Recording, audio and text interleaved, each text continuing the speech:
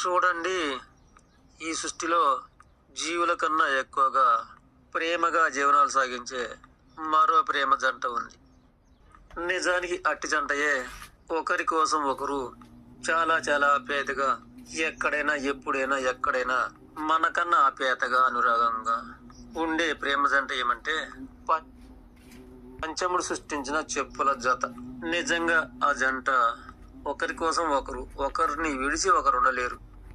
ఎక్కడ ఉన్నా, ఎటు పయనిస్తున్నా, కొండలెక్కినా, వాగులు దాటినా అలా జతగానే తిరిగి వస్తాయి. నీళ్ళలోనైనా నిప్పులోనైనా సరే జతగానే పయనిస్తుంటాయి.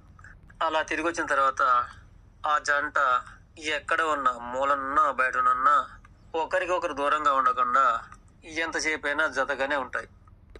మరలా బయటికి వెళ్ళాలంటే కూడాను జతగానే బయటికి వెళ్తాయి తప్ప ఒంటరిగా ఎప్పుడు ఒక్కరు బయటికి వెళ్ళరు.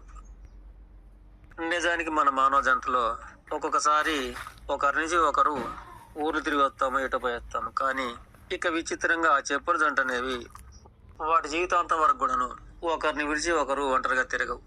నిజానికి ఇది మన మానవ జాతి కన్నా నిజమైన ప్రేమ జంటయే కదా. నిజానికి మనము నిత్యము చూస్తూనే ఉంటాము, కానీ మనసూపి వాటిలో ఉన్నంత త్యాగాన్ని తెలుసుకోలేకున్నాము. మన భార్య భర్తల కన్నా ఎక్కువగా అన్యోన్యంగా, ఆప్యాయతగా ఆ విధంగా ఒకరిని విడిచి ఒకరు ఎప్పుడు ఉండలేరు. నిజానికి ఆ చెప్పుల జంటలో ప్రాణం ఉన్నదో లేదో తెలియదు, కానీ కష్టాలలోనూ సుఖాలలోనూ కలిసి మాత్రమే జీవనం సాగిస్తుంటాయి.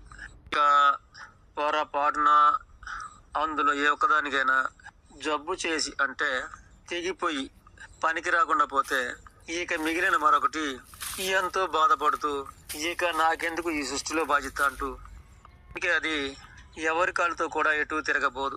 తాను ఆరోగ్యంగా ఉన్నా సరే నిరాశ జీవితంతో ఈ సృష్టి బాధ్యతనే వదిలేస్తుంది.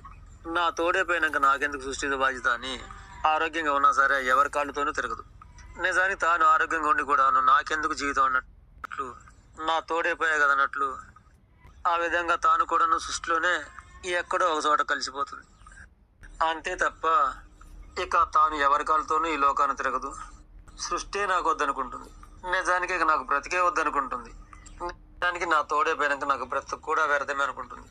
ఇదన్నమాట చెప్పుల యొక్క నిజమైన ప్రేమ జీవన విధానం. నిజానికి మనలో మానవులలో గల భార్యాభర్తల కన్నా కూడాను చాలా అన్యోన్యంగా ఆ చెప్పుల జంట జీవనం అనేది ఒకరికొకరు ఏ మోసము చేసుకోకుండా చాలా పవిత్రమైన జంటగా జీవనం సాగించును.